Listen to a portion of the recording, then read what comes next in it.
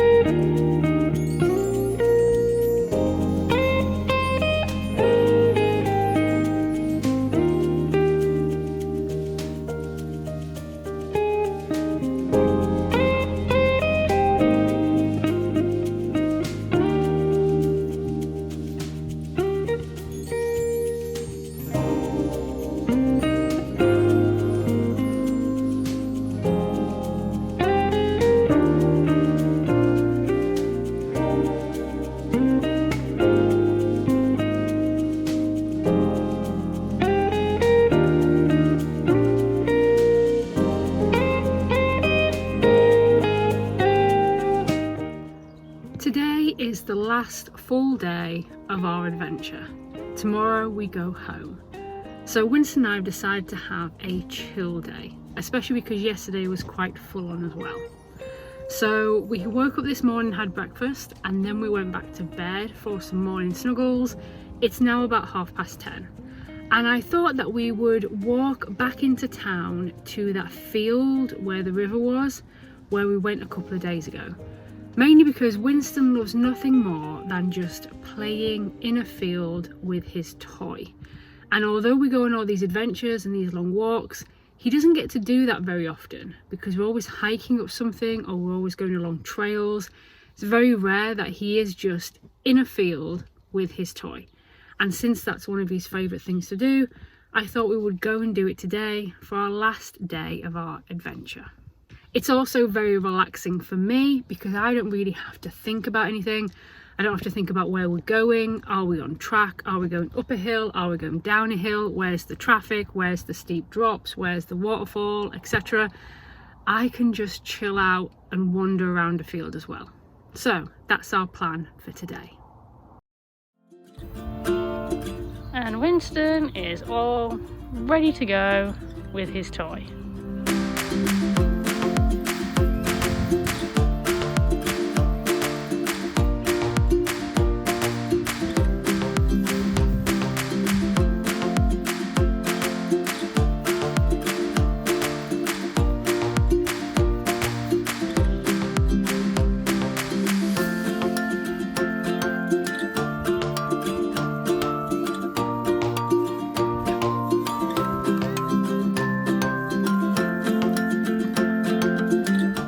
So let's play a little game.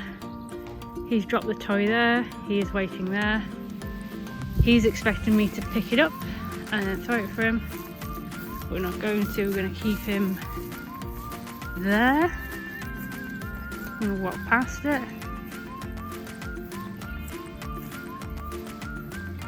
Walk past him. Now he's looking at me now, so he's lost like sight of the toy, if that makes sense. So now let's send him to go find it. Ready? Go! Now he's got to search for it.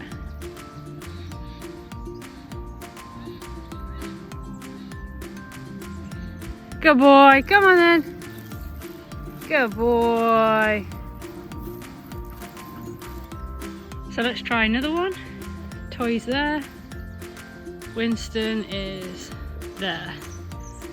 So, pick up the toy. Tell him to wait. Wait! Throw the toy. Oh, he's a bit out of practice, but he didn't move. I'm just going to pick up my food bag. He should be laying down, but he's not moved, so I'll let him off. And let's send him. Go!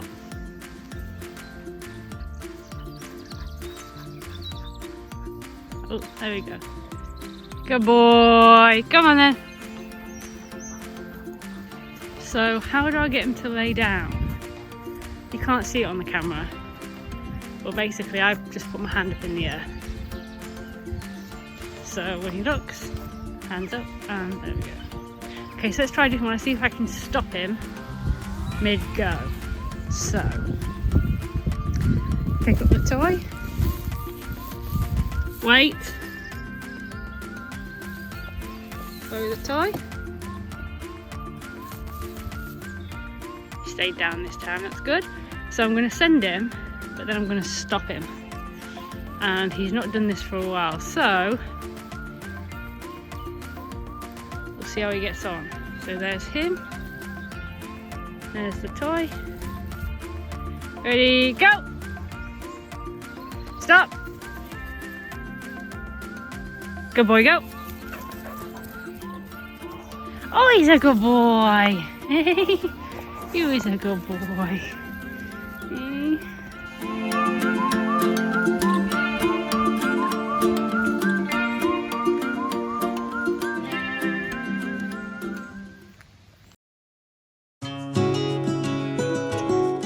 Back at the pod, it was time to check the tyre pressure and nuts, ready for a long journey home. Where will you go? Won't you miss the ones you know? I'll be here, hanging on, waiting for your call. Seems like time, as a wave passing by, leave a mark in our marks to turn to memories. River's gonna cry when you're gone, gone, gone, gone. River's gonna cry when you're. River's gonna cry when you're. River's gonna cry when you're gone. And for a little bit of extra procrastination, I had a little play with Winston. River's gonna cry when you're gone. It's gonna cry, it's gonna cry.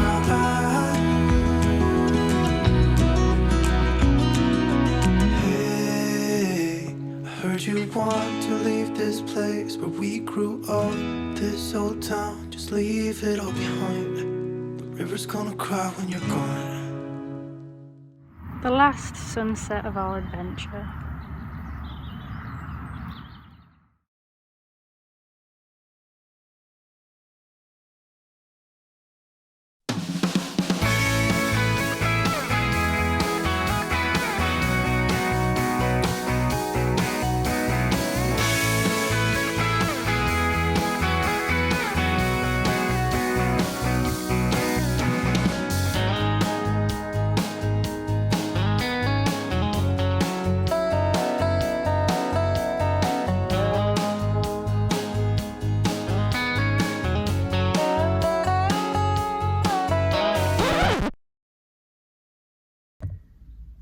So, in an unexpected turn of events, I'm currently at the side of the road waiting for the RAC.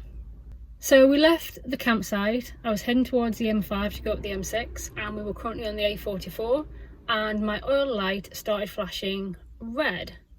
So I pulled over, checked the oil in the dipstick, and there's plenty of oil in her. And I looked underneath, doesn't seem to be leaking anywhere.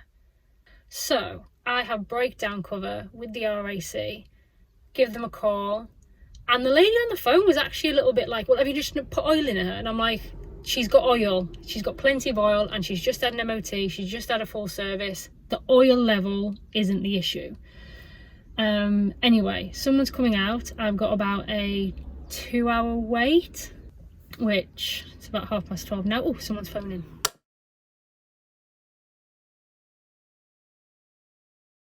So I've just been running around outside holding my phone up in the air looking for 4G. For some reason I have 4G until someone phones me, and then I only have 3G, which is nice and convenient. But I said, is this something that can be fixed at the side of the road? He said, it all depends. He said, I don't want to really say. Anyway, whether we get home today or not is another question now. Now I have looked, there is a campsite just down the road. I don't know whether it's open at this time of year, it's just a pub campsite. But I was thinking that if the vehicle has to go to have something done to it, then I would just ask, well, I'll just phone that campsite and just say, can I stay the night whilst my vehicle gets fixed, because I'm meant to go home today and I don't actually know whether I'm going to get home now. So Winston's asleep, completely oblivious to what's going on, which I suppose is a good thing.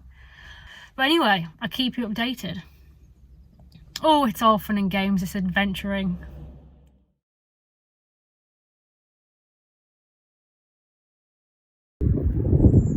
So in the time that I've been parked here, birds have crapped all over my caravan. I mean, she wasn't exactly clean anyway. See all the black streaks? Oh, look at all the bird crap. Look at it. All them. Look at that. Well, Andrew, my technician, is 10 minutes away. Hopefully he can get us back on the road again. Fingers crossed.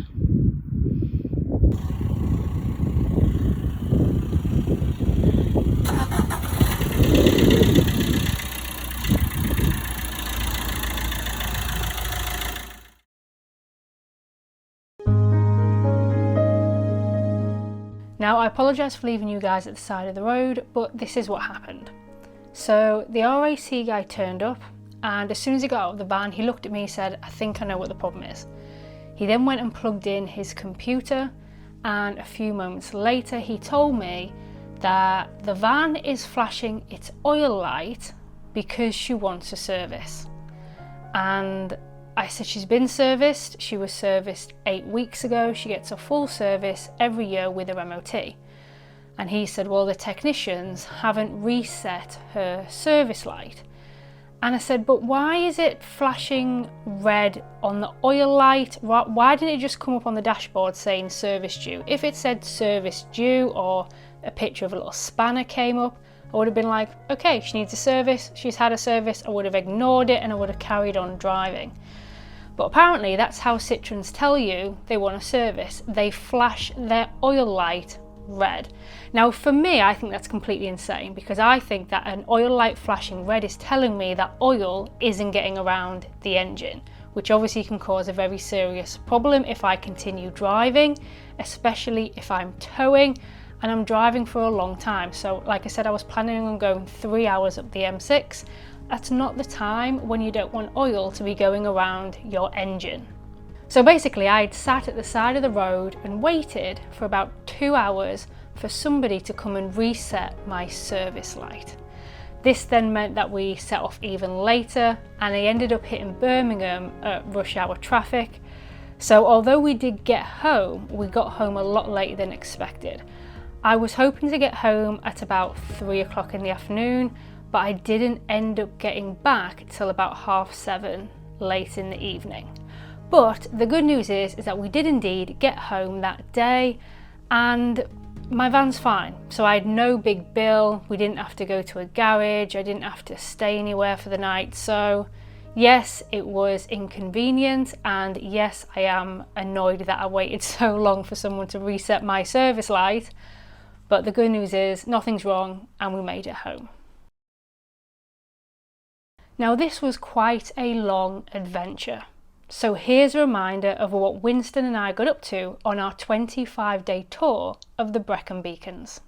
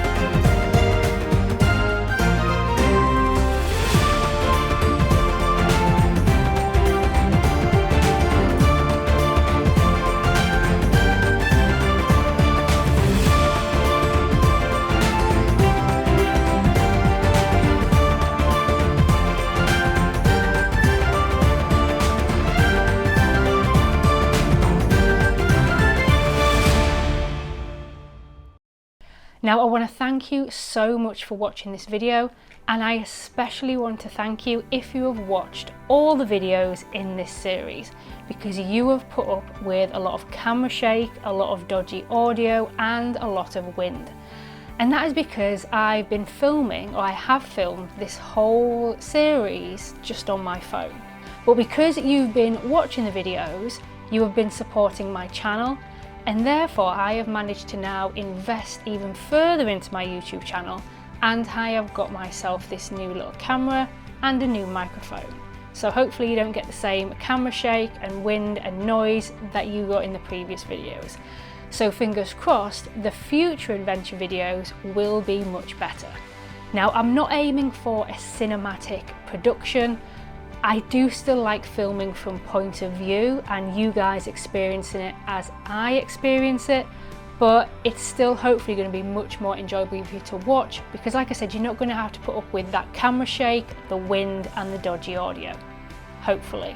I've still got to learn how to use all this stuff yet.